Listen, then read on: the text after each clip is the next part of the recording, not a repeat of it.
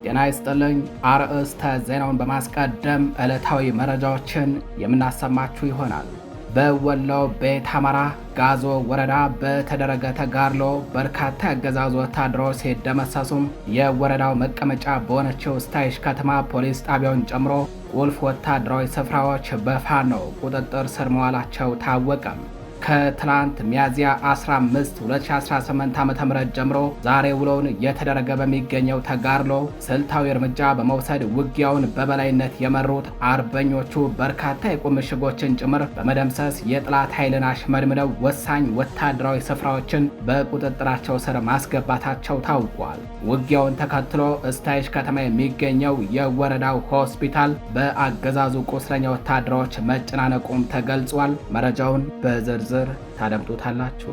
በሌላኛው መረጃችን የብልጽግና አገዛዝ የጥፋት መሳሪያ ላለመሆን የወሰኑ 6 በኮማንዶ ደረጃ ከፍተኛ ወታደራዊ ስልጠና ያላቸው የመከላከያ ሰራዊት አባላት ከነ ዘመናዊ ትጥቃቸው አሳምነው እዝን መቀላቀላቸው ተሰምቷል። በሌላ በኩል በዚያው በሸዋ ጠቅላይ ግዛት ቀጠና ልዩ ስሙ ከሰም ወንዝ በተባለ ስፍራ የነበልባል ክፍለ ጦር ቃኝና መሐንዲሶች በፈጸሙት መብረቃዊ ጥቃት በአገዛዙ ሰራዊት ላይ ከፍተኛ ሰብአዊና ቁሳዊ ውድመት መድረሱ ተነግሯል። ይህ ጥቃት አገዛዙ ሬሽን ለመቀባበል ሲያደርግ የነበረውን እንቅስቃሴ ሙሉ በሙሉ ያመከነና ሰራዊቱን ያፍረከረከ መሆኑ ተገልጿል። መረጃውን በዝርዝር ታደምጡታላችሁ።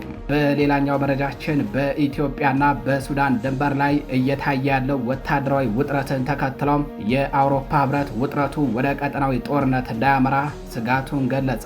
ህብረቱ ሁኔታውን የሚከታተሉ ገለልተኛ ታዛቢዎች በአፋጣኝ እንዲሰማሩ ጥሪ አቅርበዋል። የአውሮፓ ህብረት ይህንን ጥሪ ያቀረበው የብልጽግና አገዛዝ ለሱዳኑ ፈጥኖ ድራሽ ኃይል ድጋፍ ያደርጋል የሚሉ መረጃዎች እየወጡ ባለበት ወቅት ነው።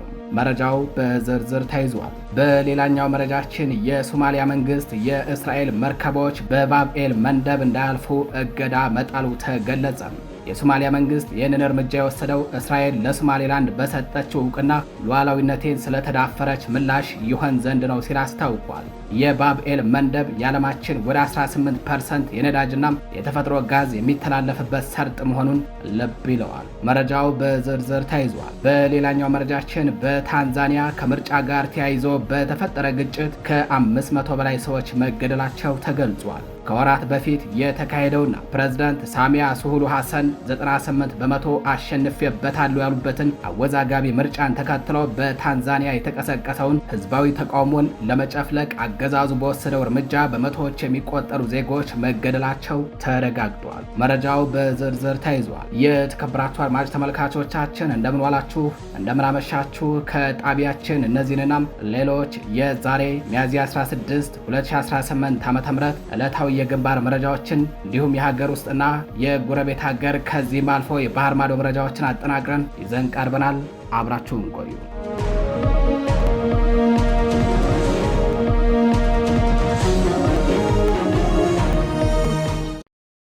ወደ ቀዳሚው መረጃችን አለፍን። በወሎ ቤት አማራ ጋዞ ወረዳ በተደረገ ተጋድሎ በርካታ የአገዛዙ ወታደሮች ሲደመሰሱ የወረዳው መቀመጫ በሆነችው ስታይሽ ከተማ ፖሊስ ጣቢያውን ጨምሮ ቁልፍ ወታደራዊ ስፍራዎች በፋኖ ቁጥጥር ስር መዋላቸው ታወቀም። ውጊያውን ተከትሎ ስታይሽ ከተማ የሚገኘው የወረዳው ሆስፒታል በአገዛዙ ቁስለኛ ወታደሮች ተጨናንቋል። በአማራ ፋኖ ብሔራዊ ንቅናቄ ምኒልክ ዕዝ የጋዞ ወረዳ መቀመጫ በሆነችው ስታይሽ ከተማና አካባቢው ላይ የጥላት ኃይልን አይቀጡ ቅጣት በመቅጣት ድል ተቀዳጅቷል። የወረዳው መቀመጫ የሆነችው ስታይሽ ከተማን ጨምሮ በጋዞ ወረዳ ለሁለት ተከታታይ ቀናት ሲካሄድ በቆየው ከባድ ውጊያ በምኒልክ ዕዝ 106ኛ ኮር 34ኛ ክፍለ ጦር የአገዛዙን ሰራዊት ዶግ አመድ በማድረግ የስታይሽ ከተማ ፖሊስ ጣቢያንና እንዲሁም ሌሎች ዋና ዋና ወታደራዊ ይዞታዎችን በመቆጣጠር አንጸባራቂ ድል ተቀዳጅቷል። ከትላንት ሚያዝያ 15 2018 ዓ.ም ጀምሮ ዛሬ ሚያዝያ 16 በቀጠለውና እስከ አመሻሽ በዘለቀው ተጋድሎ ስልታዊ እርምጃ በመውሰድ ውጊያውን በበላይነት በመምራት ጥላትን እያሽመደመዱ የሚገኙት አርበኞቹ በርካታ የጥላት ኃይልን ደምስሰው ወሳኝ ወታደራዊ ስፍራዎችን በቁጥጥራቸው ስር አስገብተዋል። የፋኖችን የድል ግስጋሴ መቋቋም ያቃተው የብልጽግና ሰራዊት ለወራት የቆፈረውን የቁም ምሽግ ጭምር እየለቀቀ ሕይወቱን ለማትረፍ እግሬ አውጭኝ እየፈረጠጠ ይገኛል። ከትላንት ጀምሮ እየተካሄደ በሚገኘው በዚህ ትንቅንቅ የጋዞ ወረዳ ዋና መቀመጫ በሆነችው ስታይሽ ከተማ ወሳኝ ወታደራዊ ስፍራዎች በፋኖ ቁጥጥር ስር ሲገቡ፣ በተለይ የከተማዋ ፖሊስ ጣቢያ ሙሉ በሙሉ በወገን ኃይል መዳፍ ስር ገብቷል። በፖሊስ ጣቢያው ውስጥ የሚገኘው የጥይት ዲፖ ተሰብሮ በርካታ የጦር መሳሪያዎችም ከየአይነቱ በፋኖ ቁጥጥር ስር ገብተዋል። በዚህ የሁለት ቀናት ውጊያ በብዙ ደርዘን የሚቆጠሩ ያገዛዙ ሰራዊት አባላት ሙትና ቁስለኛ ሲደረጉ፣ አገዛዙ የቆሰሉበትን አባላቱን ተሸክሞ ወደ ኋላ በመፈርጠጥ ላይ ይገኛል። ከስፍራ የደረሰን የአይን እማኞች መረጃ እንደሚያመለክተው የስታይሽ ከተማ ሆስፒታል በአገዛዙ ቁስለኛ ወታደሮች ተሞልቶ ተጨናንቋል። ይህንን ተከትሎ አገዛዙ የጤና ጣቢያና የጤና ኬላ ባለሙያዎችን ቁስለኞችን ካላከማችሁ በሚል ማስፈራሪያም በግድ አፍኖ ወደ ሆስፒታል ወስዷቸዋል። ግማሹ የከተማዋ ክፍል በፋኖ ቁጥጥር ስር ነው። ግማሹ የከተማዋ ክፍል ደግሞ ሙትና ቁስለኛ በሚለቅሙ ያገዛዙ ወታደሮች ቁጥጥር ስር ነው። ውጊያው አሁንም በቀሩት የከተማ አካባቢዎች የቀጠለ ሲሆን አርበኞቹ አካባቢውን ሙሉ በሙሉ ነፃ ለማውጣት በከፍተኛ ወታደራዊ ስነ ልቦና ታጅበው ግስጋሴያቸውን ቀጥለዋል። የእኛ መረብ ሚዲያም መረጃውን እየተከታተለ ለእናንተ ለአድማጭ ተመልካቾቹ ያደርሳል። በሌላኛው መረጃችን የብልጽግና አገዛዝ የጥፋት መሳሪያ ላለመሆን የወሰኑ 6 በኮማንዶ ደረጃ ከፍተኛ ወታደራዊ ስልጠና ያላቸው የመከላከያ ሰራዊት አባላት ሙሉ ትጥቃቸውን ይዘው በአማራ ፋኖ ብሔራዊ ንቅናቄ ሸዋ ጠቅላይ ግዛት አሳምነው እዝን መቀላቀላቸው ታውቋል። በሌላ በኩል በሸዋ ጠቅላይ ግዛት ቀጠና ልዩ ስሙ ከሰም ወንዝ በተባለ ስፍራ የነበልባል ክፍለ ጦር ቃኝና መሐንዲሶች በፈጸሙት መብረቃዊ ጥቃት በአገዛዙ ሰራዊት ላይ ከፍተኛ ሰብአዊና ቁሳዊ ጉዳት ደርሷል። የአየር ወለድና ኮማንዶ አባላት ሙሉ ትጥቃቸውን እንደያዙ ነው ፋኖን የተቀላቀሉትም። የአማራ ፋኖ ብሔራዊ ንቅናቄ መመስረቱን ተከትሎ በአማራ ሕዝብ ላይ የተደቀነውን የህልውና አደጋ የተረዱ አገዛዙ ወታደሮች ትግሉን መቀላቀላቸውን ቀጥለዋል። ባለፉት 2 ቀናት ብቻ 6 የመከላከያ ሰራዊት አባላት ከነሙሉ ትጥቃቸው አሳምነው እዝን መቀላቀላቸውን የተረጋገጠው በጥላት ወታደራዊ ክፍል ከ101ኛ አየር ወለድ ኮማንዶ ከ105ኛ አየር ወለድ ኮማንዶ ክፍለ ጦርና ከ15ኛ ክፍለ ጦር የተወጣጡ 4 የመከላከያ ሰራዊት አባላት በአሳምነው እዝ አጼ አምደ ጽዮን ኮር አጼ ዳዊት ክፍለ ጦርን ተቀላቅለዋል። አንድ የ104ኛ ልዩ ዘመቻ አየር ወለድ ኮማንዶ አባል በመሐመድ ቢሆነኝ ኮር እስቴ ጉማ ተራራ ክፍለ ጦርን ተቀላቅሏል። በተመሳሳይ አንድ የ103ኛ አየር ወለድ ኮማንዶ አባል ሙሉ ትጥቁን ይዞ ወደ 7 ክፍለ ጦር ገብቷል። በተመሳሳይ በዚያው ሸዋ ጠቅላይ ግዛት ቀጠና አሳምነው እዝ ከሰም ኮር ነበልባል ክፍለ ጦር በጥላት ላይ ድንገተኛ ጥቃት ሰንዝሮ አንጸባራቂ ድል ተቀዳጅቷል። ትላንት ሚያዝያ 15 2018 ዓ.ም አመሻሽ ላይ ልዩ ስሙ ከሰም ወንዝ በተባለ ስፍራ የነበልባል ክፍለ ጦር ቃኝና መሐንዲስ ነብሮ ሻለቃ በፈጸሙት መብረቃዊ እርምጃም በብርሃኑ ጁላ ሰራዊት ላይ ከፍተኛ ሰብአዊና ቁሳዊ ጉዳት በማድረስ አፍረክርከውት ብትንትኑን አውጥተውታል። ይህ ጥቃት አገዛዙ ሬሽን ለመቀባበል ሲያደርግ የነበረውን እንቅስቃሴ ሙሉ በሙሉ ያመከነና ሰራዊቱን ያሽመደመደ መሆኑ ተገልጿል። የተከበራችሁ አድማጭ ተመልካቾቻችን መረጃዎቻችን እንደቀጠሉ ናቸው። ወደ ሌላኛው መረጃችን አልፈናል። በምኒልክ ዕዝ 102ኛ ኮር 49ኛ ክፍለ ጦር የሰራዊት ታድሶና የአልባሳት መርሃ ግብር በደማቅ ሁኔታ አካሄደም። ክፍለ ጦሩ አገዛዙን ለማስወገድ ከመቼውም ጊዜ በላይ ዝግጁነቱን አረጋግጧል። በአማራ ፋኖ ብሔራዊ ንቅናቄ ምኒልክ ዕዝ 102ኛ ኮር 49ኛ ክፍለ ጦር በየዕለቱ ከሚያካሄደው አውደ ውጊያ ጎን ለጎን የሰራዊት ወታደራዊ ታድሶና የአልባሳት ዝግጅት በማድረግ ለቀጣይ ወሳኝ ግዳጆች ያለውን የወትሮ ዝግጁነት ዳግም አረጋግጧል። ዙ 23 ማርኮስ ከመታጠቅ የደረሰ አኩሪ ገድል በመፈጸም የሚታወቁት የ49ኛ ክፍለ ጦር አርበኞች የሰራዊት ታድሶና የአልባሳት መርሃ ግብር በደማቅ ሁኔታ አከናውነዋል። በዚህ ደማቅ ወታደራዊ ሁነት ላይ የሰልፍ ትርኢቶች የቀረቡ ሲሆን በግዳጅ አፈጻጸማቸው የላቀ ውጤት ላስመዘገቡ የሻለቃም የክፍለ ጦርና የድርጅት አመራሮች ሽልማት ተበርክቷል። የታድሶ ፕሮግራሙን በመክፈቻ ንግግር የከፈቱት የ102ኛ ኮር ዋና ሰብሳቢ ቀኛዝማች ረዳ ውበቱ የአማራን ሕዝብ በኃይል ለማንበርከክ የመጣውን ነውረኛ አገዛዝ ለማስወገድ ሰራዊቱ ከመቼውም ጊዜ በላይ ዝግጁ መሆኑን ገልጸዋል። ሰብሳቢው አክለውም አገዛዙ በምርጫ ስም የህዝባችንን በደል ለማስቀጠል የሚሸርበውን ሴራም ፋኖ በሰሞኑ በወሰደው ጠንካራ ምት ማክሸፉንና ጥላት መፍረክረኩን ገልጸው ሁሉም ክፍለ ጦሮች ለከፍተኛ ግዳጅ ዝግጁ እንዲሆኑ አሳስበዋል። የ102ኛ ኮር ዋና ወታደራዊ አዛዥ አርበኛ ጌታቸው መልኩ በበኩላቸው የሰራዊቱን ወታደራዊ ብቃትና ዝግጁነት በመተማመን የብልጽግናን ጨፍጫፊ አገዛዝ በአጭር ጊዜ ለማስወገድ ቆርጠው መነሳታቸውን አረጋግጠዋል። የ102ኛ ኮር ምክትል ወታደራዊ አዛዥ አርበኛ ዘውዱ ዳርጌም እያንዳንዱ ታጋይ የአማራ ብሔርተኝነትን ተላብሶ በህዝባችን ላይ የተጫነውን ቀንበር ለመስበር የዓላማ ጽናት ሊኖረው እንደሚገባም አሳስበዋል። በመጨረሻም የ102ኛ ኮር ዋና የፖለቲካ መምሪያ ኃላፊ አርበኛ ሻምበላሌ የአማራ ህዝብ በወርድና በቁመቱ ልክ የፖለቲካ ውክልና እስኪያገኝ ድረስ ትግሉ ተጠናክሮ እንደሚቀጥል ገልጸዋል። አያይዘውም በፋኖ ቁጥጥር ስር በዋሉ አካባቢዎች ሁሉ ሰራዊቱ ለህግና ለስርዓት ተገዥ እንዲሆንና የህዝብን ደህንነት እንዲያስጠብቅ ጠንካራ መልእክት አስተላልፈዋል። በዚህ ደማቅ መርሃ ግብር ላይ የአደረጃጀት ዘርፍ ኃላፊው አርበኛ ሰፋ መለሰን ጨምሮ ሌሎች ከፍተኛ ወታደራዊ መኮንኖች የተገኙ ሲሆን የዝግጅቱ መሳካት የሰራዊቱን የውስጥ አንድነትና የትግል ወኔ ከፍ ያደረገ መሆኑ ተመላክቷል። የተከበራችሁ አድማጭ ተመልካቾቻችን ወደ ሌላኛው መረጃችን አለፍን። የአውሮፓ ህብረት በኢትዮ ሱዳን ድንበር ገለልተኛ ታዛቢዎች እንዲሰማሩ ጠየቀም። ወታደራዊ ውጥረቱ ወደ ቀጠናዊ ጦርነት እንዳያመራ ህብረቱ ስጋቱን ገልጿል። በኢትዮጵያና በሱዳን ድንበር ላይ እየታየ ያለው ወታደራዊ ውጥረት ወደ ቀጠናዊ ጦርነት እንዳያመራ የሰጋው የአውሮፓ ህብረት ገለልተኛ ታዛቢዎች በአፋጣኝ እንዲሰማሩ ጥሪ አቅርቧል። ህብረቱ ይህንን ጥሪ ያቀረበው የብልጽግና አገዛዝ ለሱዳኑ ፈጥኖ ድራሽ ኃይል ድጋፍ ያደርጋል የሚሉ መረጃዎች እየወጡ ባሉበት ወቅት ነው። የአውሮፓ ህብረት ዛሬ ሚያዝያ 16 2018 ዓ.ም ባወጣው መግለጫም በኢትዮጵያና በሱዳን አዋሳኝ ድንበሮች ላይ ያለው ወታደራዊ ፍጥጫ እጅግ እንዳሳሰበው ገልጿል። ህብረቱ ለዚህ ጥሪው በዋነኝነት የጠቀሰው የዩል ዩኒቨርሲቲ የሰብአዊ ምርምር ላቦራቶሪ ያወጣውን ሪፖርት ነው።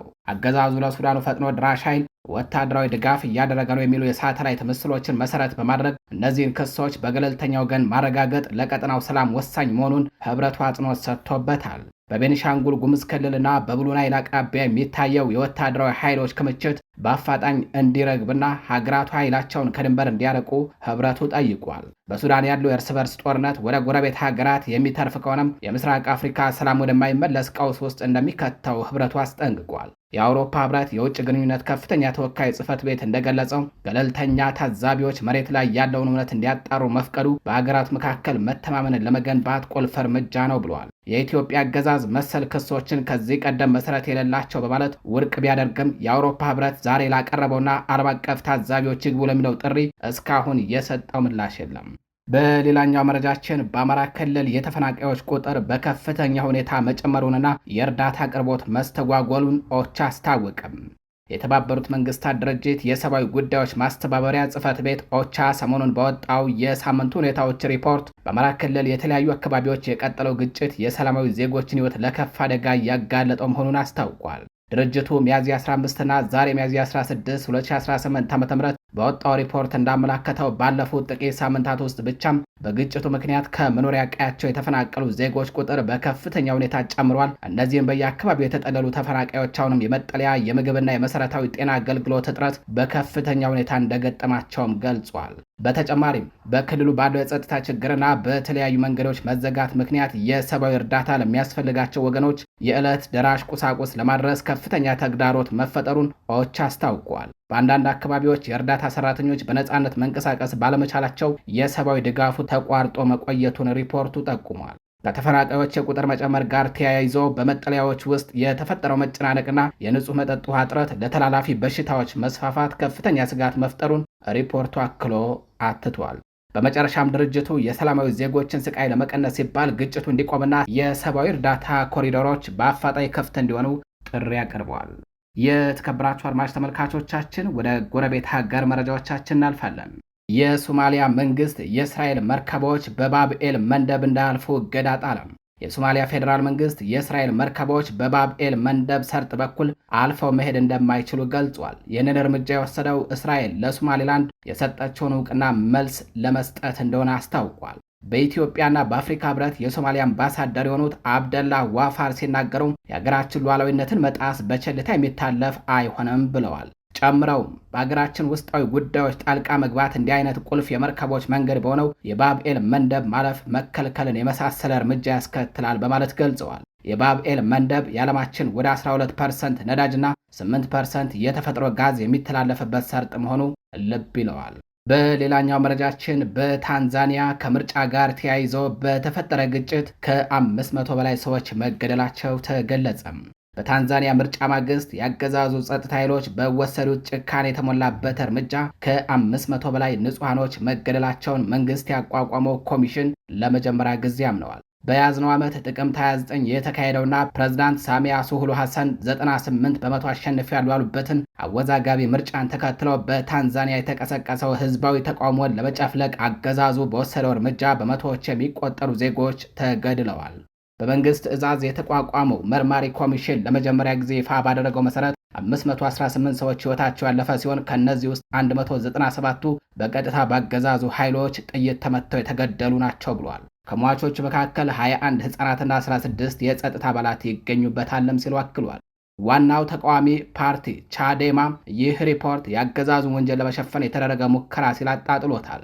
ተቃዋሚዎችና የሰብአዊ መብት ተሟጋቾች በሺዎች የሚቆጠሩ ሰዎች መገደላቸውንና አስከሬናቸው በጅምላ መቃብር መቀበሩን በመግለጽ ላይ ይገኛሉ። ፕሬዝዳንት ሳሚያ ለተፈጠረው እልቂት እኔን ለመጣል የተጠነሰሰ ሴራ ሲሉ ተጠያቂነቱን ለማሸሽ ቢሞክሩም ፖሊሶች ግን ወደ ተቃዋሚዎች ሲተኩሱ የሚያሳዩ ምስሎች በማስረጃ ወጥተዋል። ምንም እንኳን መርማሪ ኮሚሽኑ የተፈጸመውን ወንጀል አሳንሶ ለማቅረብ ቢሞክርም ዓለም አቀፍ ታዛቢዎችና የአፍሪካ ህብረት ምርጫውን ከዲሞክራሲያዊ መስፈርት በታችና ፌዝ እንደነበር በሪፖርታቸው አመላክተዋል። መረጃውን ዋቢ ያደረግነው ከቢቢሲ ነው። ወደ ባህር ማዶ መረጃዎቻችን እናልፋለን። የአሜሪካ ጦር ከኢራን ነዳጅ የጫነች ማዕቀብ የተጣለባት መርከብን በቁጥጥር ስር መዋሉን አስታወቀም። የመከላከያ ቢሮ በትዊተር ማለትም በኤክስ ገጹ ላይ የአሜሪካ ጦር ማዕቀብ በተጣለባት ሀገር አልባ መርከብ ኤምቲ ማጀስቲክ ኤክስ በህንድ ውቅያኖስ በኩል ከኢራን ነዳጅ በማጓጓዝ ላይ ሳለች አስቁሞ ፍተሻ አካሂዷል ብሏል። ቢሮ ለኢራን የቁስ ድጋፍ ያደርጋሉ ተብሎ የሚጠረጠሩ መርከቦችን አስቁሞ መፈተሹን እንደሚቀጥል አስጠንቅቋል። የባህር ትራንስፖርት ክልከላ ማለት ህግ ተላልፏል ወይንም ስጋት ነው ተብሎ የተጠረጠረ መርከብን መፈተሽ ወይንም በቁጥጥር ስር መዋልን ያካትታል ሲልም ቢሮው አክሎ አስታውቋል። አሜሪካ በሆርሙዝ ወሽመጥ ላይ እገዳ ከጣለች ጀምሮ በርካታ መርከቦች እንዲመለሱ ወይንም እንዲቆሙ አድርጋለች። መርከቧ ከኢራን ርቃ በህንድ ውቅያኖስ ላይ የቀዘፈች እንደነበረ መያዟም ነው የተገለጸው።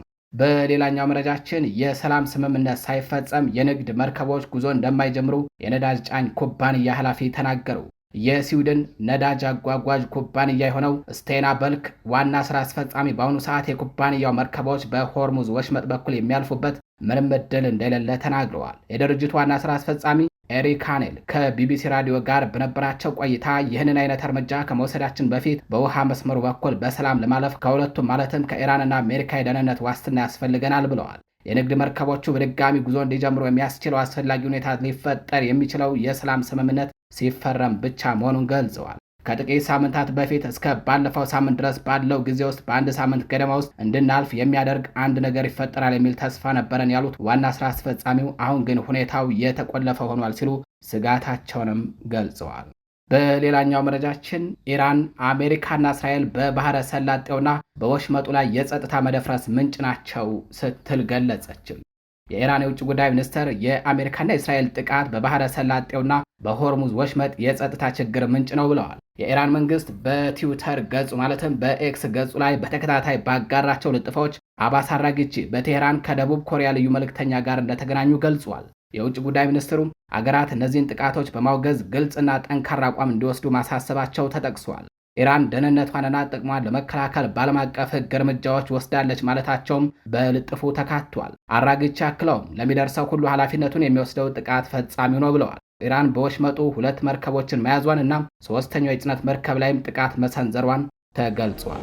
የተከበራችሁ አድማጭ ተመልካቾቻችን ለዛሬ ሚያዝያ 16 2018 ዓ.ም ይዘናቸው የነበሩት ዕለታዊ መረጃዎቻችን እነዚህን ይመስላሉ። ቸር ቆዩ።